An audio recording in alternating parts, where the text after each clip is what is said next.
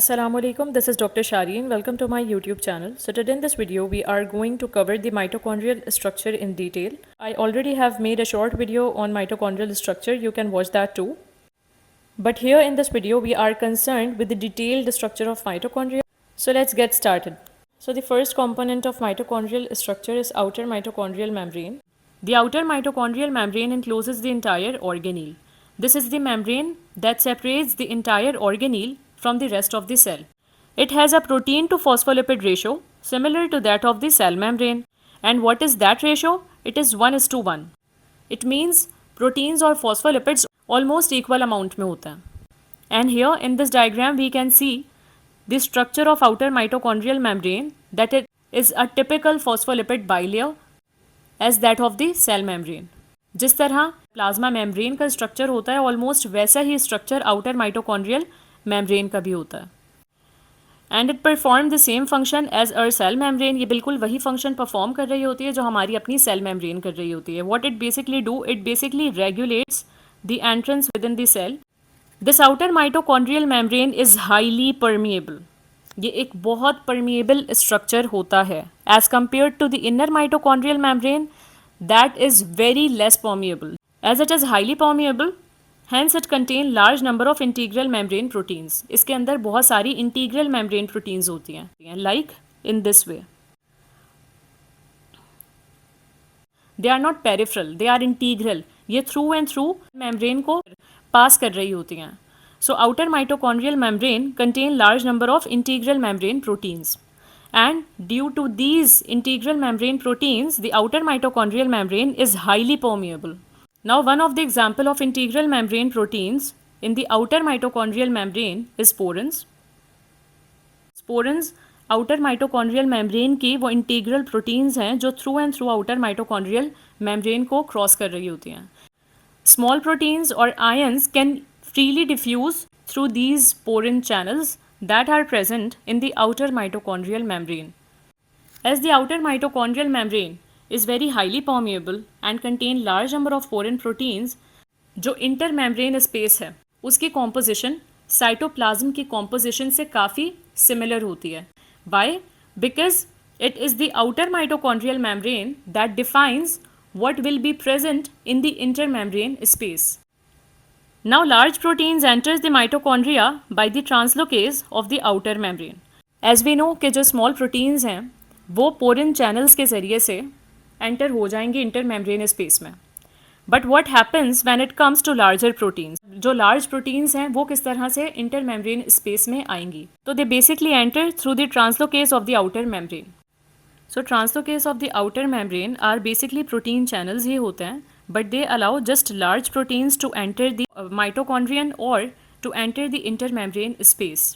So what are these proteins that are entering the intermembrane space? Most of the proteins that enters the mitochondria are basically made in the cytosol on the order of nucleus.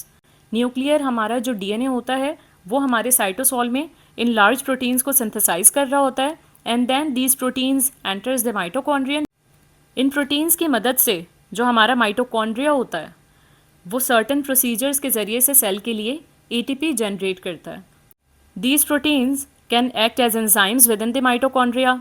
These proteins can act as electron carriers within the mitochondria. So they perform number of functions and most of the mitochondrial proteins, ज़्यादातर जो mitochondrial proteins होती हैं वो हमारा nuclear DNA synthesize कर रहा होता है. They made in the cytosol and then enter the mitochondria through the tomb.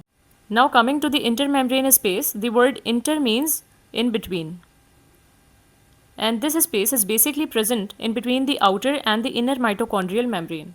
For example, if this is the mitochondrion, this is the outer mitochondrial membrane and this is the inner mitochondrial membrane जो कि basically इन foldings की form में present होती है. So this is the inner mitochondrial membrane and the space present in between the inner and outer mitochondrial membrane is the intermembrane space and this is basically this space.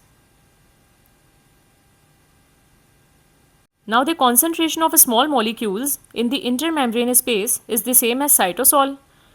जो small molecules की concentration होती है intermembrane space की और cytosol की वो same होती है, because the outer mitochondrial membrane contain porin proteins,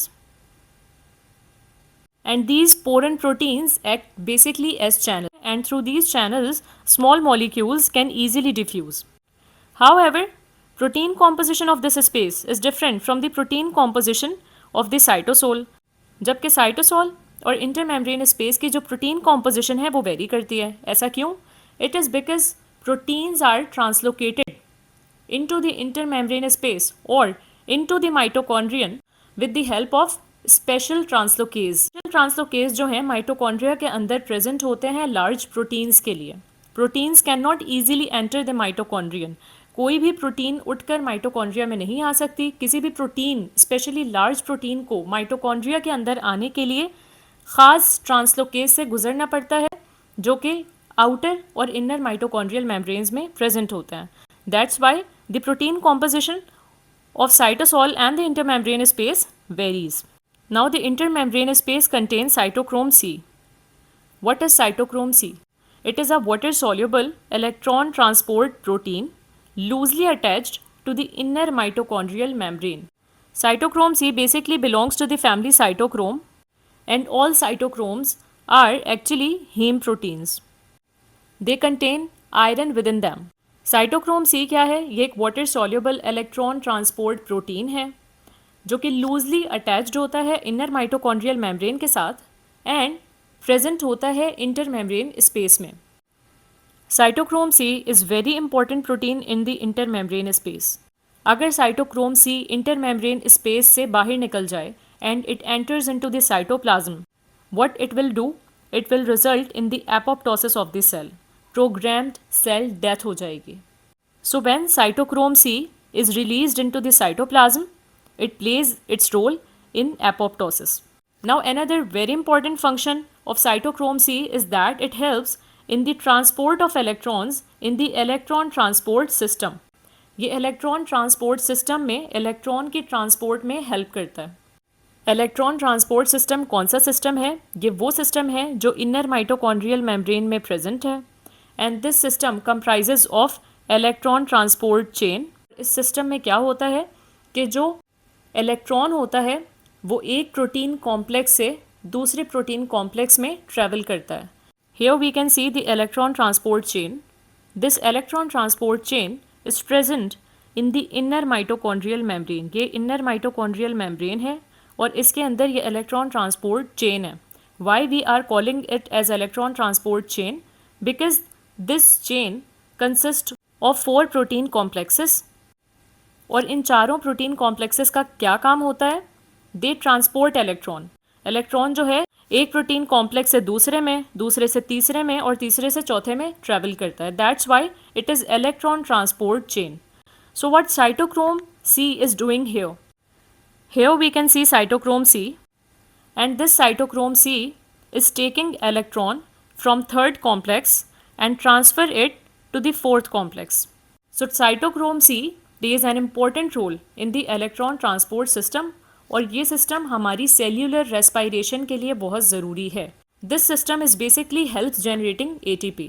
इस सिस्टम के ज़रिए से जो माइटोकॉन्ड्रिया होता है वो ATP जनरेट कर रहा होता है.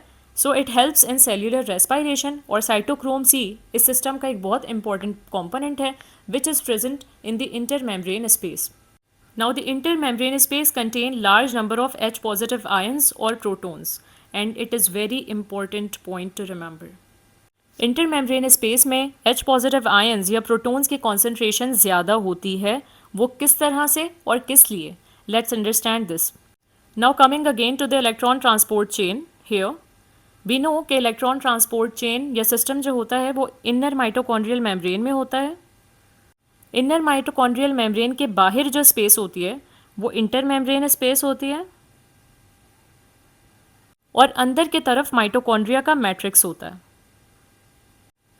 So basically H positive ions जो माइटोकॉन्ड्रियल मैट्रिक्स में होते हैं वो H पॉजिटिव आयंस हर इलेक्ट्रॉन के ट्रांसफ़र पर जैसे जैसे एक इलेक्ट्रॉन आगे की तरफ ट्रांसपोर्ट होता रहेगा एक H पॉजिटिव आयंस मैट्रिक्स से इंटरमेम्ब्रेन स्पेस में मूव करता रहेगा. What I am saying is that एक H पॉजिटिव आयन एक इलेक्ट्रॉन की ट्रांसपोर्ट पर बाहर की तरफ मूव करेगा। इस तरीके से जो H पॉजिटिव आयंस की कॉन्सेंट्रेशन इंटरमेम्ब्रेन स्पेस में होगी वो ज़्यादा हो जाएगी और माइटोकॉन्ड्रियल मैट्रिक्स में कम हो जाएगी। And this gradient is very important in generating ATP. Now the inner mitochondrial membrane or the IMM. The inner mitochondrial membrane is also a phospholipid bilayer. It is also made up of proteins and phospholipids, but it has a very high protein to phospholipid ratio. Inner mitochondrial membrane में proteins बहुत ज़्यादा होते हैं। proteins की composition lipid की composition से ज़्यादा होती है। Why proteins are more in the inner mitochondrial membrane? proteins ज़्यादा basically हैं क्यों? It is because the proteins in the inner mitochondrial membrane performs three important functions. Inner mitochondrial membrane में proteins बहुत सारे functions perform कर रहे होते हैं. And what basically are these? These proteins play their role in the electron transport chain, redox reactions. The inner mitochondrial membrane contains electron transport chain. This electron transport chain is made up of 4 protein complexes. 4 protein complex से मिलकर electron transport chain बनती है। And this electron transport chain is very important in cellular respiration. Another function of these proteins in the inner mitochondrial membrane is that its ATP synthase activity. Inner mitochondrial membrane के अंदर ATP synthase enzyme होता है that basically catalyzes the formation of ATP. ये ATP synthase enzyme जो होता है which is made up of protein and is present in the inner mitochondrial membrane forms ATP from ADP and inorganic phosphate. Now the third important function of the proteins present in the inner mitochondrial membrane is that they act as transport proteins for metabolites. Certain metabolites के लिए ये जो proteins होती हैं transport का काम अंजाम दे रही होती हैं। So now we can see how important these proteins are in the inner mitochondrial membrane.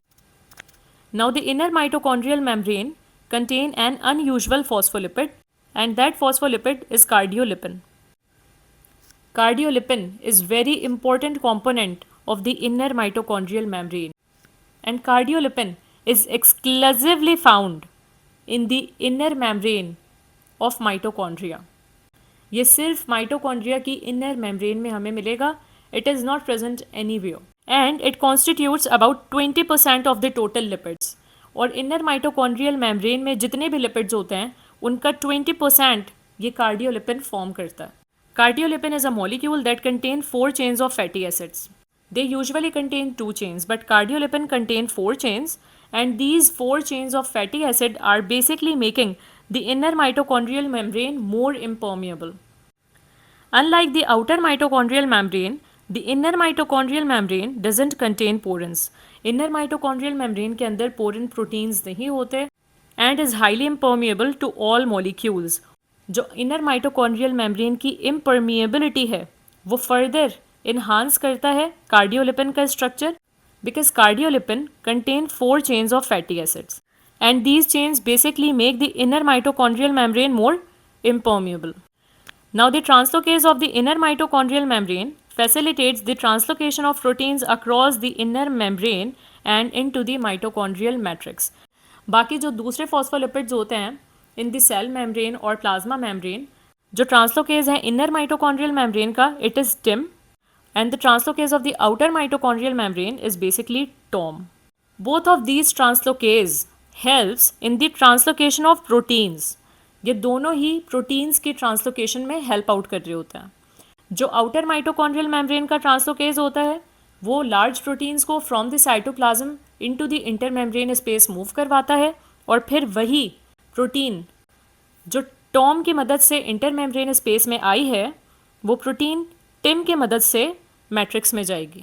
So this is part 1 of the video in which we have covered the outer mitochondrial membrane, the intermembrane space and the inner mitochondrial membrane in detail. Stay tuned to watch part 2 of the video in which we will be going to cover the mitochondrial cristae and mitochondrial matrix and the important components that are present in the mitochondrial matrix. This is all for now.